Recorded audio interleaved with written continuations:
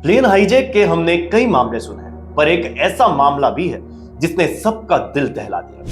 1999 का कंधार हाईजैक का मामला, जब 7 दिन के लिए किया गया था प्लेन IC 814 का हाईजैक। नमस्कार, स्वागत है आपका हमारे चैनल हिस्ट्री फॉर यू में, जहां हम आपके लिए लेकर आते हैं इतिहास के कुछ दिलचस्प किस्से। आज की इस कड़ी में जानते हैं कंधार प्लेन हाईजैक का पूरा मामला, तो वीडियो को आखिर तक देखें। तारीख 24 दिसंबर 1999, कंधार विमान अपहरण की तारीख। इस तारीख ने तमाम राजनीतिक सवाल खड़े किए। तालिबान का चेहरा दुनिया के सामने आया, देश की फजीयत भी हुई थी।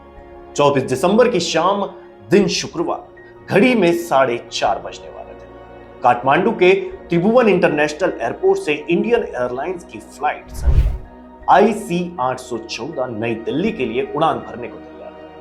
नेपाल के इस एयरपोर्ट की सुरक्षा व्यवस्था भारत के किसी कस्बे के बस अड्डे जितनी भी नहीं थी। मीडिया रिपोर्ट्स के मुताबिक कुछ ही दिन पहले इस एयरपोर्ट पर एक विक्षिप्त आदमी थाई एयरवेज के एक विमान के कॉकपिट तक पहुंच गया था। IC 814 में कुछ विदेशी यात्रियों सहित कुल 187 पैसेंजर और क्रू मेंबर सवार हुए और फ्लाइंग कमांडर कैप्टन देवी शरण ने इंदिरा गांधी एयरपोर्ट दिल्ली के लिए उड़ान भरी। कॉकपिट में उनके साथ थे फ्लाइट इंजीनियर अनिल जागिया और को पायलट राजेंद्र कुमार। शाम करीब 5 बजे जैसे ही IC 814 इंडियन एयर स्पेस में दाखिल हुआ, 5 नकाबपोश हथियारबंद लोग प्लेन पर अपना कंट्रोल ले चुके थे। इनमें से एक चीफ उर्फ इब्राहिम अख्तर पिस्टल लेकर कॉकपिट में घुसा और कैप्टन देवी शरण को गन पॉइंट पर ले गया। बाकी 4 ने यात्रियों को धमकाना और मारना शुरू किया। देवी शरण ने चीफ हाईजैकर से पूछा, आप लोग क्या चाहते हो?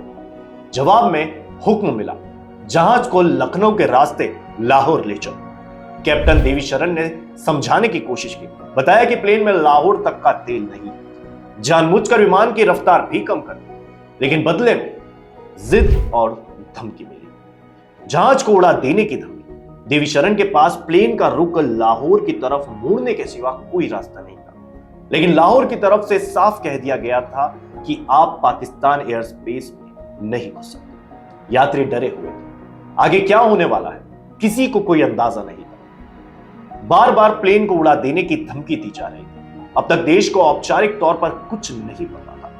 शाम 6:04 पर देवी शरण का मैसेज सरकार तक पहुंचा, प्लेन हाईजैक हो चुका है और हमारे पास सिर्फ आधे घंटे का फ्यूल बचा है, कृपया हमें लाहौर उतरने की अनुमति दिलाएं, वे हमें मार डालेंगे। शाम 6:30 पर इस्लामाबाद में भारतीय हाई कमीशन ने विमान को लाहौर में उतारने की अनुमति मांगी, लेकिन इस बार भी साफ मना कर दिया। लेकिन अब तक देवी शरण हाईजैकर्स को विमान अमृतसर में लैंड कराने के लिए राजी कर चुके थे। प्लेन काफी देर अमृतसर एयरपोर्ट के ऊपर मंडराता रहा और आखिरकार करीब 7:01 पर वो लैंड हुआ। इधर सरकार चाहती थी कि प्लेन ज्यादा से ज्यादा देर अमृतसर एयरपोर्ट पर खड़ा रहे ताकि कुछ प्लान करने का वक्त मिले। प्लेन के टायर पंक्चर किए जाने की सूची अमृतसर पुलिस तैनात की गई। आतंकवादी पायलट्स को बार बार टेक ऑफ के लिए कह रहे थे और पायलट एयर ट्रैफिक कंट्रोल से ईंधन की गुहार लगा रहे, लेकिन दिल्ली से निर्देश थे कि प्लेन को किसी भी तरह अमृतसर में खड़ा रखा जाए। इसके बाद यह तय किया गया कि ईंधन का एक टैंकर इस तरह खड़ा कर दिया जाए कि प्लेन को टेक ऑफ का रास्ता लगे। यह टैंकर रवाना हुआ, लेकिन ड्राइवर बहुत तेजी से टैंकर ले जा रहा। ATC ने ड्राइवर से टैंकर धीमे करने को कहा, लेकिन ड्राइवर ने जोर से ब्रेक मारा और टैंकर खड़ा ही हुआ।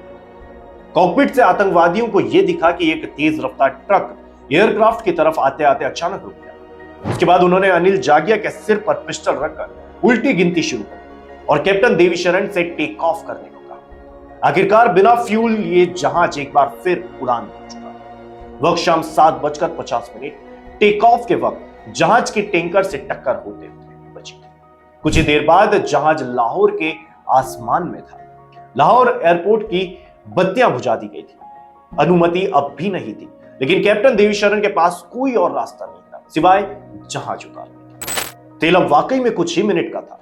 आखिरकार लाहौर एयर ट्रैफिक कंट्रोल से परमिशन मिली, लेकिन सिर्फ फ्यूल लेने की। रात 10:30 बजे IC 814 को दोबारा टेक ऑफ करना पड़ा। जहाज में 25 साल के रूपन कात्याल थे, अपनी पत्नी रचना सहगल के साथ। हनीमून से वापस दिल्ली लौट रहे थे। प्लेन हाईजैक होने के कुछ ही घंटे बाद उन्हें चाकुओं के वार करके मार दिया गया, सिर्फ इसलिए कि उन्होंने बाथरूम जाने की परमिशन मांगी। लाहौर से टेक ऑफ करने के बाद विमान काबुल होते हुए मस्कट और फिर ओमान तक गए, लेकिन कहीं लैंड करने की परमिशन नहीं। आखिरकार 25 दिसंबर की सुबह करीब 3 बजे विमान दुबई में लैंड। यह ईंधन भरे जाने के एवज में 26 यात्रियों को रिहा करने पर समझौता हुआ। रिहा हुए ज्यादा यात्री बीमार, वृद्ध लोग एवं औरतें और बच्चे थे। यात्रियों को लाने मंत्री शरद यादव खुद उस दिन दुबई पहुंचे। साथ में रूपन कात्याल का पार्थिव शरीर भी दुबई में उतारा गया। इसके बाद विमान ने अफगानिस्तान में काबुल की तरफ उड़ान भरी, लेकिन काबुल एयरपोर्ट की तरफ से विमान को कांधार ले जाने को कहा गया। 26 दिसंबर की सुबह करीब 8 बजे विमान कांधार हवाई अड्डे पर लैंड हो चुका था। इसके बाद IC 814 विमान पूरे 6 दिनों यात्रियों की जेल बना रहा। इंडियन एयरलाइंस के विमान को अगवा करने वाले आतंकवादियों ने अपनी सुरक्षा की गारंटी के तौर पर एक तालिबान ऑफिसर को भी अपनी हिरासत में रखा। अपहरण संकट को निपटाने के लिए कई सख्त और तेज तर्रार अफसरों के साथ क्रैंक कमांडो का दस्ता चौथे दिन 27 दिसंबर को कांधार एयरपोर्ट पर उतरा। पता चला कि तालिबानी लड़ाके पोजीशन लेकर खड़े हैं। बातचीत के लिए वहां विवेक काटजू, अजीत डोभाल और CD सायाय मौजूद थे।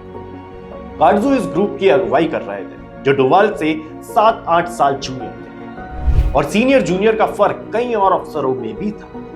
क्या इनमें कोई ठीक तालमेल हो सकता था? समझौता बातचीत में तालिबानी बीच में है। 5वां दिन यात्रियों के लिए मुश्किल भरा था। टॉयलेट्स ओवरफ्लो कर रहे थे, चेहरे सिर्फ कहने भर के लिए जिंदा थे। मौत की दहशत गहरे उतरती। दिल्ली में प्रधानमंत्री वाजपेयी के चेहरे पर भी चिंता की लकीरें गहरी होने लगी थी। उनका दिमाग रास्ता निकालने की उलझन में लगा था। दिल्ली में उस दिन 28 दिसंबर को शास्त्री भवन में पत्र सूचना कार्यालय में जसवंत सिंह प्रेस कॉन्फ्रेंस कर रहे थे। बहुत से रिश्तेदार अचानक घुस आए। वे सभी 35 आतंकवादियों के नाम जानना चाह रहे हैं। एक शाम एक सरप्राइज विजिटर प्रधानमंत्री के आवास पर पहुंचे।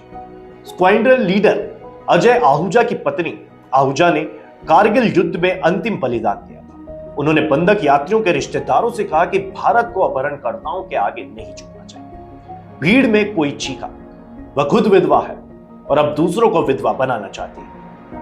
वह कौन होती है भाषण देने वाली? कहां से आई है? जब माहौल ज्यादा खराब होने लगा तो उन्हें अंदर ले जाए। इसी तरह वीर गति को प्राप्त लेफ्टिनेंट विजयंत थापर के पिता कर्नल वीरेंद्र थापर की अपील भी बेअसर दिख रही। सरकार में बैठ के लगातार हो रही। कांधार से IB के मुखिया अजीत डोभाल का फोन, सर कुछ जल्दी कीजिए, इनका सब्र का बांध टूट रहा है। 28 दिसंबर को डील लगभग तय हो। 3 आतंकवादियों मौलाना मसूद अजहर, मुश्ताक अहमद, जरगर और अहमद उमर सैयद शेख को छोड़ने पर बात तय हो गई। CCS की बैठकों में प्रधानमंत्री के साथ रक्षा मंत्री, गृह मंत्री, विदेश मंत्री, राष्ट्रीय सुरक्षा सलाहकार होते थे। 36 के बजाय 3 आतंकवादियों को छोड़ने का फैसला। जसवंत सिंह तीनों आतंकवादियों मसूद अजहर, उमर शेख और मुश्ताक जरगर को लेकर खुद कंधा पे, ताकि कोई स्थिति ऐसी बने जिसमें फैसला बदलना हो तो दिल्ली की तरफ रुख ना करना पड़े। तारीख थी 31 दिसंबर। पाकिस्तानी खुफिया एजेंसी ISI के लोग उन तीनों आतंकवादियों के रिश्तेदारों और दोस्तों को लेकर कांधार पहुंचे। उन्होंने तीनों आतंकवादियों को पहचाना और विमान में मौजूद अपहरणकर्ताओं को बताया गया कि सब ठीक है। हिंदुस्तान ने कोई चाल नहीं चली। अपहरणकर्ताओं ने हाथ और खुशी के इशारे से यात्रियों को भी बता दिया कि वो कामयाब हुए। इस सूचना के बाद यात्रियों के चेहरे वापस जिंदा लगे।